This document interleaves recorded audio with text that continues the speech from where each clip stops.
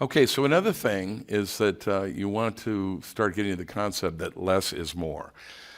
When you're playing an ensemble, especially if other instruments are being featured, like there was one track we worked on where the bass was playing a lot of action and a lot of slap notes and stuff. So in a way, the bass was sort of also a rhythm guitar player because he was playing higher up, he's playing fills, and you don't want to get in the way of those because they were articulated nicely. You want to hear them. So you almost have to like not play all the time.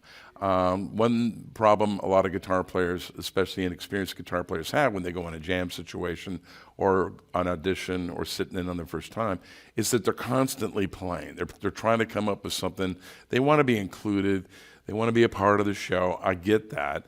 But sometimes you just you almost need to cross your arms for a minute and just don't play, because what happens is you end up cluttering, you get in the way, and you don't get called back.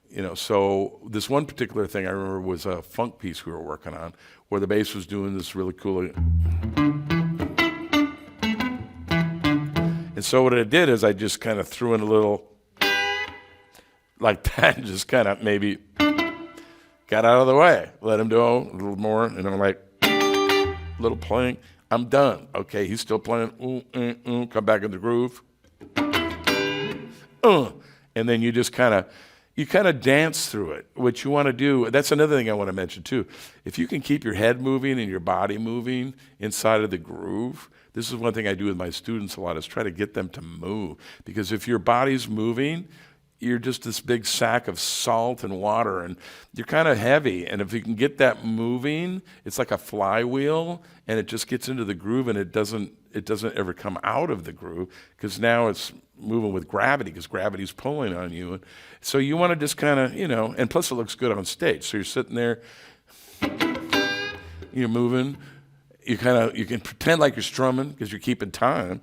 You can tap your foot or you can move your hand, and then play a little part, you're out, you're moving, and then it went to the 4-chord, you're out, boom, dancing, hand movement.